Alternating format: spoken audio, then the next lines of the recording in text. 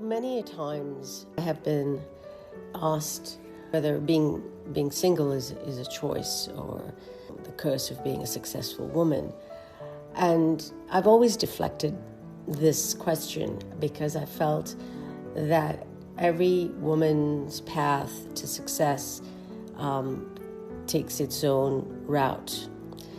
Some women have been married while they become successful, and some women, marry and then they get divorced halfway through their success, and then really it takes them a very long time to be able to connect with another male who kind of is on the same frequency.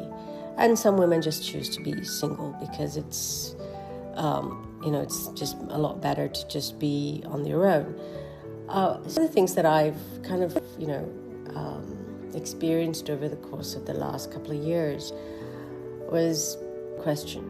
It's like, what would you say to your peers, or what would you say to those coming behind you when you reach a certain amount of success, and you're single? What does that mean? How do you live your life? Are you looking for love? The straight up question for that is, no, I'm not looking for love. In fact, I don't go searching for it. I believe self-love is the most important, and you need to find that within yourself. And when you're there, then, whatever's attracted to that energy field that you put out there would be there. And sometimes, you just never meet that person. But the difference between a successful man and a successful woman, successful men, I think, have it a little easier because for generations, it's always been men who have been the provider, the protector, the person who goes out there and goes and gets the bread for the family, the hunter. And so the more successful he is, a woman tends to feel, okay, he's the answer. I want to marry up. My life is going to be amazing. And there's nothing wrong with that, because most women are brought up to always by their families to say, no, you've got to be married, you've got to have children, and your job is to nurture and be there for the man, right, and your family. And that's right through cultures, not just through one specific culture. I think that's more apparent if you really look in depth in every culture around the world, regardless whether you're a Westerner or Easterner. There's just a slight deflection in maybe the degree of it, but bottom line, the foundation is exactly the same. And that's why you see, no matter how ugly a wealthy man is, he's got a beautiful woman hanging off, his arm. And men tend to grade themselves based on how much money they make, or, what car they drive, and what house they live in, because they feel that's going to attract the bird that's going to come and nest with them, because that's what's been happening for decades and centuries. Whereas, this whole concept of a successful woman is something really, new over the last century. Yes, you've had, female heirs, which are, they've been arranged marriage. They still are very quiet in the background. Yes, we've had queens who, have had their, like Queen Elizabeth II or Queen Victoria, Queen Elizabeth I, who decided never to marry, but had numerous lovers, which is something we don't talk about. But there's this concept, this new concept of women who are finally just pushing the envelope and becoming successful. And success, again, is different in different levels. They're really good in their career and they're doing really well. They don't feel the need to settle down. And then you get the ones who are extremely successful and, are in the millionaire and billionaire range, and have a very different, are really focused on their careers. And it's not that they don't have, what happens with people is when they see a very successful woman, they think she's very hard, she's not nurturing, she's a narcissist, because she can only be that way in order to achieve what she has achieved. And that's usually not really the case. I think women have the ability to be both. And that's something you don't see unless you really get really close.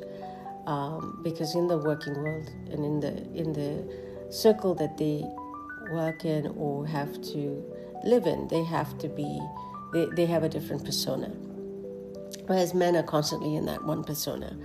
And they don't feel the need to shift.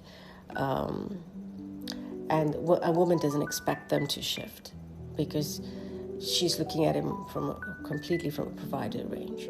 So there's a huge difference in the expectations of how the world sees a woman who's successful.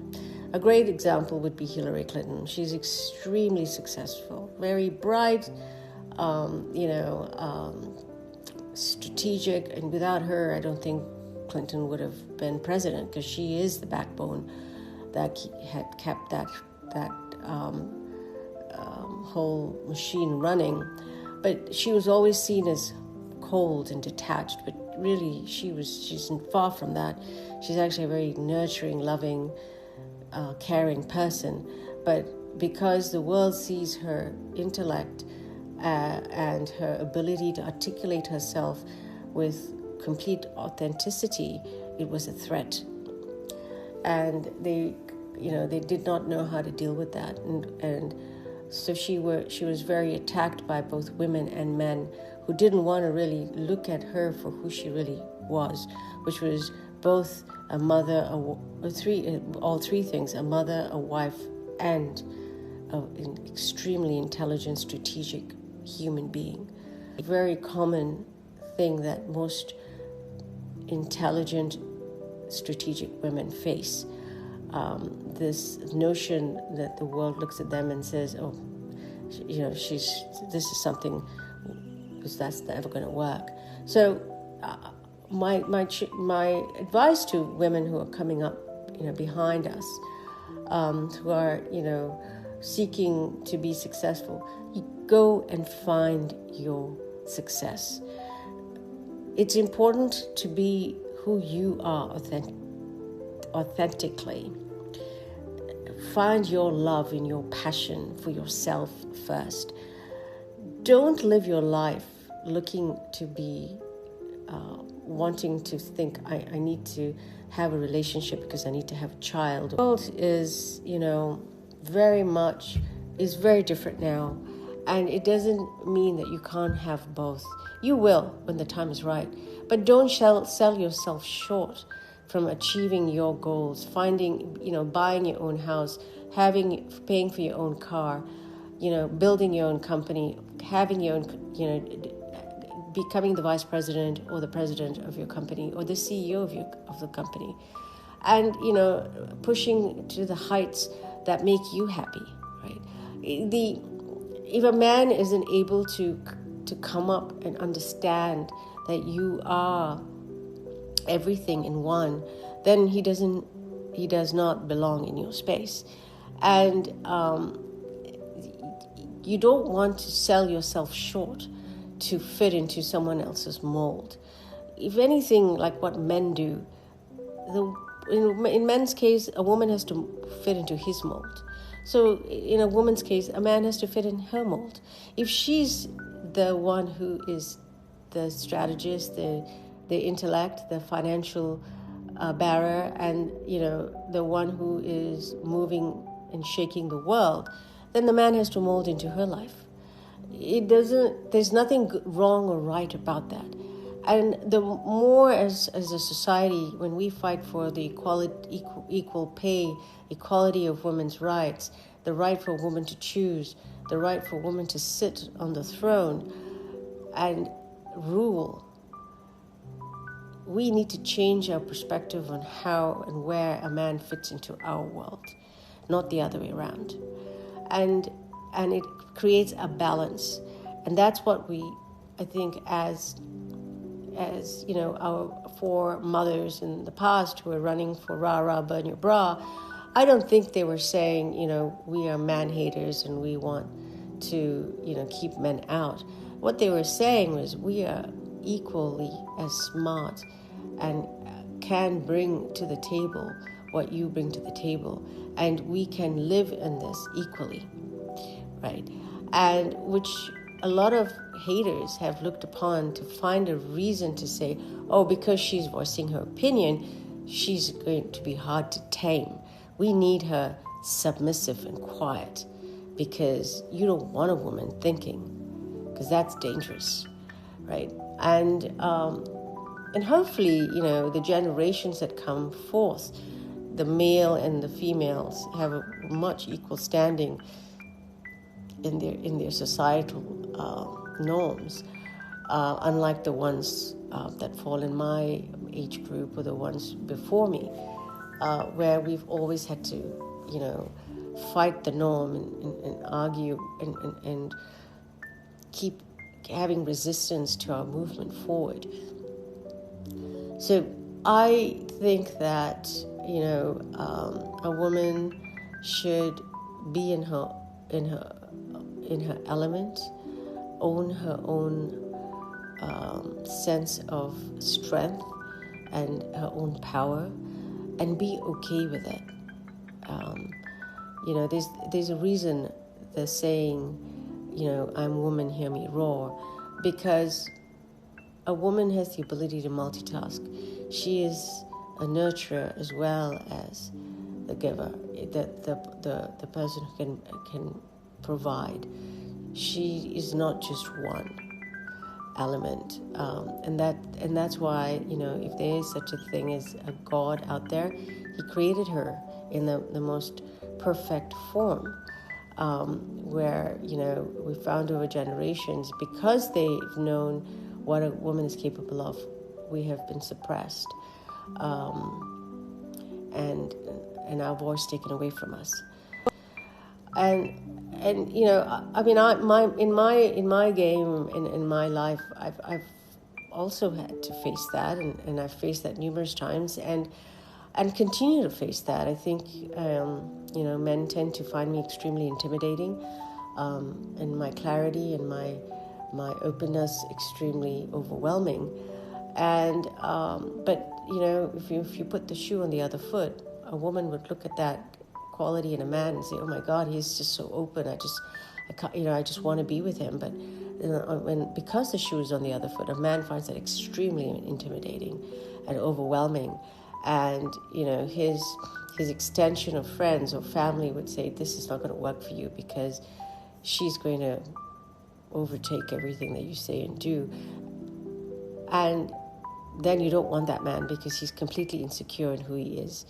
Because nobody should be able to he should be able to stand up and say, yes, darling, I think your point is great, but we can maybe do it this way, just like what a woman does, So, and I've chosen to know when a man is trying to control me and I do not want him to treat me badly, that I back off.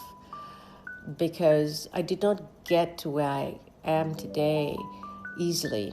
I didn't sail in here. I've had people try to take me down in every angle. I've had to fight for tooth and nail to be where I stand today.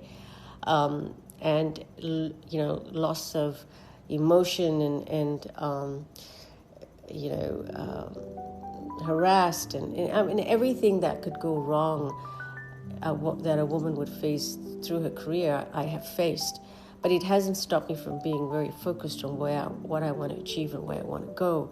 So, when you get to the heights of where your career stands and what you have achieved, you do not want someone to come in who's going to try to knock you off your path and your throne that you have rightfully taken and sitting in, because they feel intimidated by you.